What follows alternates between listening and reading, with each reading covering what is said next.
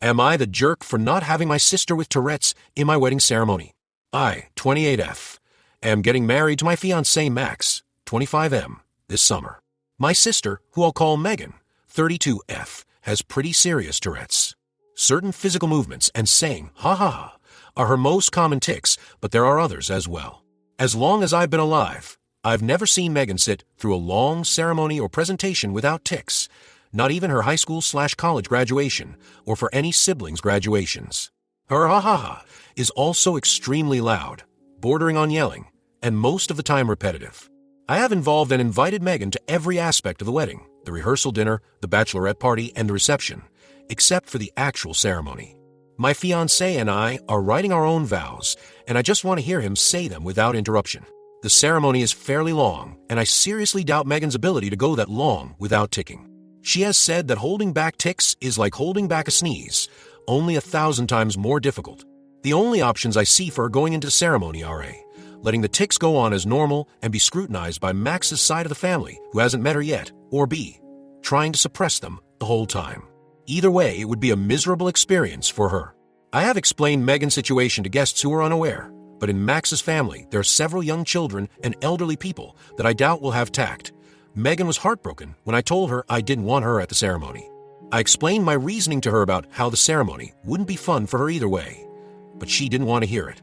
She admitted that she will likely tic when we're reading our vows, but insisted we can just pause and carry on or speak over it. I know this is selfish, but I don't want Max to pause or speak over someone. I want him to read his vows just as he wrote them. Megan has accused me of being mean, ableist, and a bridezilla. My dad is on my side, my mom is on Megan's side, and my other sister, 24F, agrees with me, but thinks I should let her come anyway. Max supports whatever I decide, but says he hopes this doesn't fracture our sister relationship. So, AITA.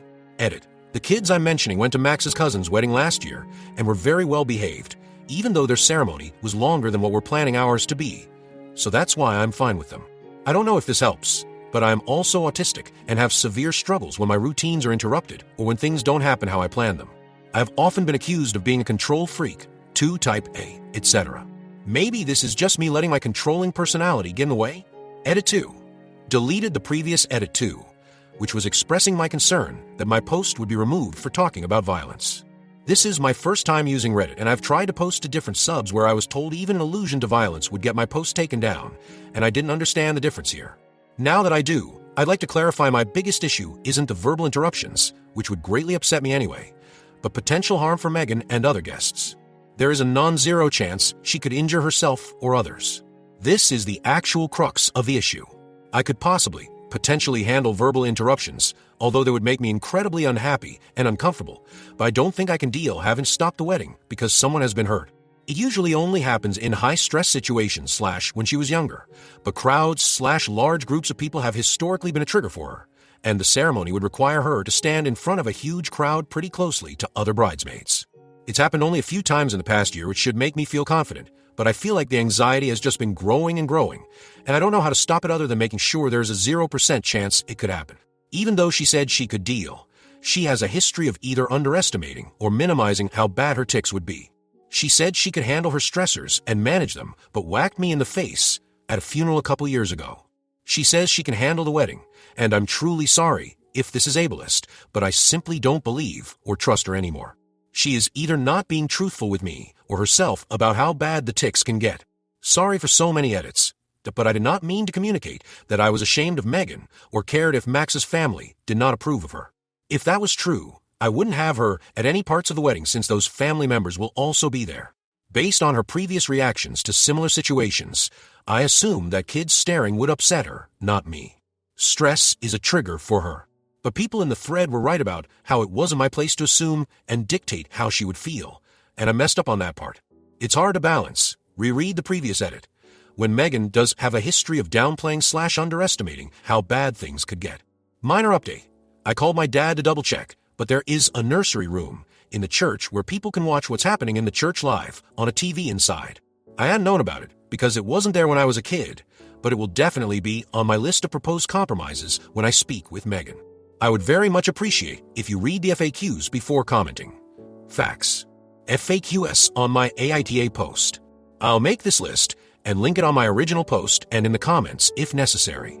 Why didn't you suggest a compromise, such as Skyping? I genuinely did not think of them. I struggle with rigid thinking and often categorize things as an absolute yes and no without thinking of any options in between. The suggestions for compromise have been very helpful, and I will bring them up to Megan. How would you feel if you were disinvited because of your autism? If the reasoning was sound, such as they believe the environment would lead me to have a meltdown, then I would understand. What if your child has Tourette's? How would you feel if they were excluded? Since Tourette's, as many of you have pointed out, is genetic, Max and I have thoroughly discussed how we would raise them. We will always demand reasonable accommodations from school and the workplace, but we will not insist they be involved in every single activity that kids without Tourette's can do. If we had a child that was in a wheelchair, we would not insist they be put on the track field alongside able-bodied kids to see if they can wheel the 400-meter faster than they could run it. We would find an organization that caters to children in wheelchairs and specializes in helping them be active. Our hypothetical child will understand that they can't participate in everything the other kids can, but we will always provide alternatives, and they will never be made to feel less than because of it. Why can't you just say your vows in private? I don't want to. That's literally it. I feel pretty justified in all my other plans regarding Megan, but this is simply a selfish desire rooted in nothing but Max and me's feelings. The thought of doing vows in private makes me unhappy. The thought of doing it in front of everyone makes me happy. You can call me TA for that, if you wish. Why doesn't your family consider that her tics particularly distress you because of your own disability, autism? It has never been taken very seriously by my family because it pales in comparison to Megan. If one child is drowning and the other one is just barely treading water, you go to the drowning child first. Why are you marrying into Max's family if they will be ableist to Megan? They have never been ableist to Megan. When I say I worry about their behavior, I specifically mean younger children and elderly people who aren't mentally. They're being able to stop themselves from staring. Why do you care what Max's family thinks? I don't. I don't know how else to communicate that. It's not this. Max's family stares, etc. I am upset. It's this. Max's family stares, etc. This upsets Megan. This stresses her and increases the likelihood of ticking. She has a violent tic and harms herself or others. There is also selfish option B, where it causes a verbal tic, and the consequence is just me being upset. If the kids are well behaved at the other wedding you mentioned, why can't they be told by their parents on how to behave at this one? And now we come to the FAQ that renders the two previous ones completely irrelevant. You were right. I was wrong. I was catastrophizing. I don't care if that's not a word. Several people have pointed out that beyond their parents' ability to instruct them, they may have disabled people in their class or their lives they see often. I was projecting my own personal experiences because children rarely, if ever, don't stare at Megan when she is ticking. However, I honestly realize that there's a big difference between a kid who's been prepared from conversations from their parents and know what to expect versus kids who see some random lady yelling in the supermarket and their mom snaps at them to stop staring. In my mind, all kids were the same. I would also like to clarify that I'm upset about her verbal tics because they affect me. I am sensitive to loud and unexpected noises, which is exactly what her tics are. Most of the time, I push down my negative reactions, but if it was just us alone in the room, I would still be distressed by her tics. What are her violent tics? The three main ones I know of are the elbow, stomping, and flailing her arm. Stomping and flailing her arm are just normal motor tics that people are sometimes caught in the crossfire of. With the elbow, she's explained she must elbow someone or something. Most of the time, it's just the wall or whatever chair/couch she's sitting on, but sometimes it's a person. The elbow is also dangerous because it comes on very suddenly and is hard to hold back. The most recent elbow victim was the couch in my parents' house. The last human victim was my dad at Thanksgiving. No offense to him, but he has a decent layer of fat insulating him, so he was fine. I will add more FAQs as they come. Update 1. Additional context I think will help. All three girls are moved out the house.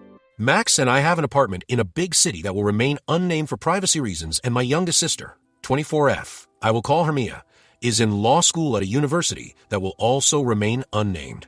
We're both in relatively drivable distances from our hometown, where Megan and our parents live. It's a small town where everyone knows everyone type of deal, and Megan attended a community college where she was already known by the professors and student body. While Megan lives on her own, she's very reliant on our parents. She has never even attempted to get a driver's license because of the possibility a tic could cause her to swerve Reasonable in my opinion. So my mom drives her to and from work every day. This is not me looking down on Megan in any way for not attending a 4-year big name like Mia and I, or for needing extra help from our parents, because she does need it. This is to explain that Megan and my parents, particularly my mom, are very close. In my opinion, my mom does things for Megan, mostly interpersonal conflicts, that I think she can handle on her own. Megan rarely communicates directly with Mia and I. Instead, our mom usually calls us and says Megan wants X, or Megan mentioned she felt Y, or fight about the wedding was one of the few real discussions we've had without mom mediating. So the first person I actually called was my mom and not Megan. I told her that Megan and I are both grown adults who are capable of handling ourselves. I said I will not take anything into consideration other than what comes directly from Megan's mouth. If mom tells me Megan is upset, I will disregard it. I got pretty frustrated when she steamrolled over my request and threw in her face that I'm the one paying for the wedding, not her and Dad, which I regretted. I said I'm willing to work something out with Megan, but if they refuse to communicate or try to disrupt our conversation, all 3 of them will be disinvited. I reminded her Megan was an adult and hung up. I won't copy and paste the exact text I sent Megan, but here are the main points. It was not my intention to hurt you, and I'm sorry. Please let me explain that I want to talk, not text. Things are too easily misconstrued. Your verbal tics have never been a problem for me. I didn't mean to make you feel ashamed of them. I don't want you to feel like we can't talk. The wedding ceremony is a one-time thing I can explain if you call me. Mom and Dad are not present in the room when she calls me. I've already called Mom and told her to stay out of my business. I want to talk to her alone, and breaking my trust on this will have serious consequences. Got a list of 2-hour blocks. In the next 3 days, I'm available to have a conversation. I love you. She responded, picking one of the times tomorrow, and nothing more, but I'm hopeful we can work this out. Update 2. I called Megan this morning. I'll summarize our conversation, excluding any verbal tics. It's very, very, very long, and all names are fake for privacy reasons. I will refer to myself as Michelle. I told Megan I was sorry I hurt her feelings. Megan said it was especially mean because I know how sensitive she is about weddings and that they're a sore spot for her. I'm bamboozled. I informed Megan that I was not aware that weddings were a particularly sensitive subject for her. Context: Megan and I are at the age where pretty much everyone is getting married, more so for Megan because she lives in our small hometown. Plenty of women and one man she considers her close friends did not invite her to their wedding at all. She works at a boutique and has even encountered friends shopping for jewelry for weddings she wasn't invited to, but I didn't know that last part. Megan does not believe me. How can I not know how upsetting it is when she and my mom have repeatedly mentioned the exclusion to me every time it happens? My answer: well, you never told me you didn't get invited, and you were sad about it. You just told me you weren't getting invited. Megan says it's pretty easy to figure out and thinks I'm being purposefully obtuse. I was supposed to pick it up from context clues, the fact that she even said it, her tone when she said it, how many times she mentioned it, and apparently literally everyone else had. Megan cries. I don't know what to do. I just wait until she stops. I remind Megan that I struggle interpreting things like that. This line is from Max, who I consulted, but he was not in the room. I told her that just like she needs some accommodations for her Tourette's, I need accommodations for my autism, and she has to explain things to me, especially feelings-related things, because I need that extra help. Brief interlude, you can skip if you want. Megan, you need someone to explain crying to you? Me, this is the first time you've cried about it to me. Obviously, I know what crying means. I'm not a complete dumbass. Megan, I didn't say you were a complete dumbass. Me, I felt like it was implied. Megan, you just told me how bad you are at understanding implications. Me, I can still guess. Megan, well, your guess is wrong. I concede to her, but repeat what I said about needing some things explained to me. You said we didn't need to do that anymore, only because Aunt Marnie was such a bitch about it. Context: when I was 15, my dad's sister came to live with us and help out. Around this time, I verbally expressed my need for clear explanations, and she was so annoying. Example: she'd stop at a red light and huff, and then turn to me in back seat and say slowly, "That means I'm annoyed, like I was a toddler or something." My parents and sisters attempted with good faith and told off my aunt when she was being condescending in front of them, but they never quite caught on to what explanations I needed or didn't need. I just got tired of correcting them and announced I was fine after about 6 weeks or so. Max is very good at explicitly stating his feelings because his mom is a therapist. The whole family is very communicative and verbalize their emotions. I didn't know you were that upset about it. I realized Megan did not know for the same reason I didn't know weddings upset her. I never told her. Plus her tics were about at their height when this was going on, and I absolutely don't blame her for not being observant, especially as I do not have typical tells of neurotypical people when they're upset. Now I explained to Megan my idea of the nursery room and live streaming it to her so she can see it. The next accusation from Megan: "You're ashamed of me just like friends are. You think I'm embarrassing." I say no. If I was ashamed, I wouldn't invite her to anything at all. I tell her I didn't want her at the ceremony specifically because, 1, the sudden loud noises really will distress me, especially in a typical setup where the bridesmaids are behind me and I can't see them, so I won't even have a warning that it's coming. She says fine in a tone that I am able to pick up on, and I ask her if this is how she really feels, because if it's not fine, she needs to tell me. I haven't even brought up the possibility of violence yet, because that will make her even more upset. After a significant pause, she says no offense, but she feels like I'm just saying this to hide that I'm ashamed of her, that her friends make lots of excuses like that too. I say no, but I understand why it looks that way because I have always downplayed my own issues when I'm with our family, something else Max coached me on / suggested to me. I said that if she thought I was lying, she could talk to Max, his family, or any one of my friends who can verify my sensitivity to loud sound isn't recent. She says fine in a way that I interpreted as being more mollified. And then I said I'm worried about her violent tics. She seems more understanding, but insists she can handle it. I try to gentle my voice as much as possible, but explain that anything above a 0% chance is unacceptable for me. She says it's not that bad, but her tone of voice and inflection is different. I interpret from this she might actually agree with me, but is not ready to admit it yet, or doesn't believe what she's saying. I remind her that all of our family are historically bigger, and that she works out a lot, which I admire her for. None of the family members really gets hurt when she elbows because we're all around her size, but she has to be reminded that she's a 5 feet 10 inches muscular woman. I reiterate this and bring up one of my bridesmaids as an example. Direct quote: "All of the other our last name. S would be fine, but Mary is 5 feet 0 inches and 115, soaking wet. If you elbowed, she would go the fuck down, and I don't think she would get up." She laughs a little uncomfortably, but I'm not joking. I remind her of Nana's funeral where she said she would be fine, and then ended up smacking me in the face. I said I know Tourette's can be unpredictable, but she's had 32 years to figure out her limits. I remind her that she has consistently misled me about how bad things will be. She swears this time it will actually be fine, that she knows herself better than I do, and it's condescending to assume that she's lying. She also reminds me Nana's wedding was years ago, saying she's improved, and I remind her that the last elbowing incident was months ago. I give up at this point. I am so tired of her lying. She knows she's lying. I know she's lying. And she knows I know.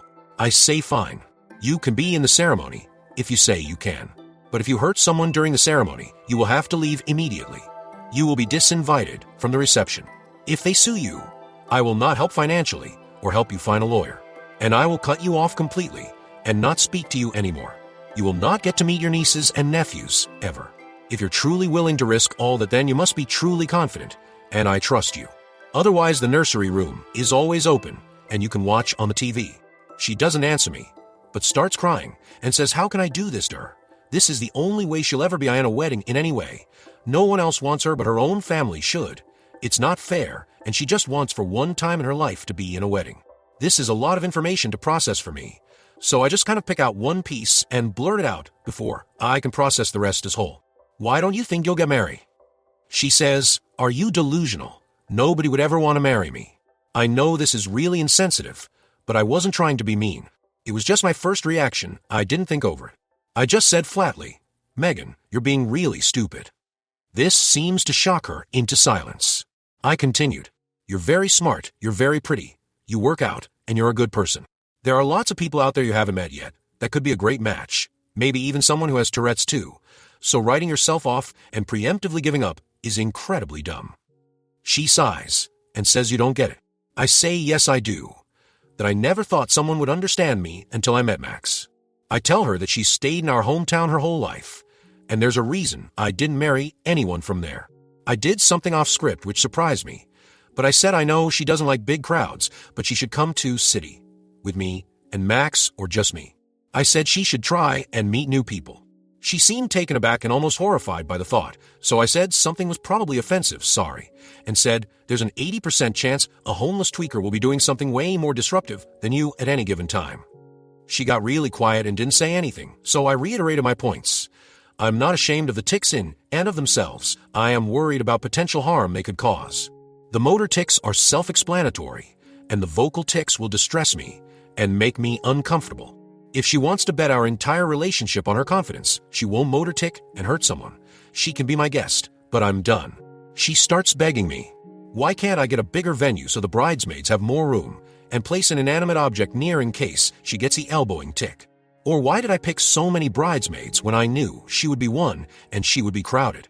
Why can't I just say my vows in private? Why can't I just ignore her when she tics? Why? Finally, she said she felt like I didn't take her needs into consideration and plan the wedding without thinking her at all. I snapped. I said, of course I didn't think of you. It's my fucking wedding. Mine.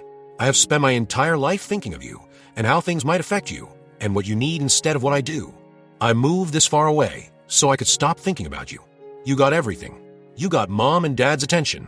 All the sympathy, all the money went towards your treatments. I didn't get to see a therapist, just drive you to and from your appointments. When I was 9, you slammed a car door on my hand because of your tics and broke my finger. Do you remember that? Mom and Dad were more concerned about me reassuring you I didn't blame you than my broken bone. Everything is about you and your feelings. Oh, Megan is ticking too much to pack her backpack. You get Michelle. I know she threw a vase at your head during a rage fit, but Michelle, imagine how bad she feels. Megan's sitting alone at lunch again.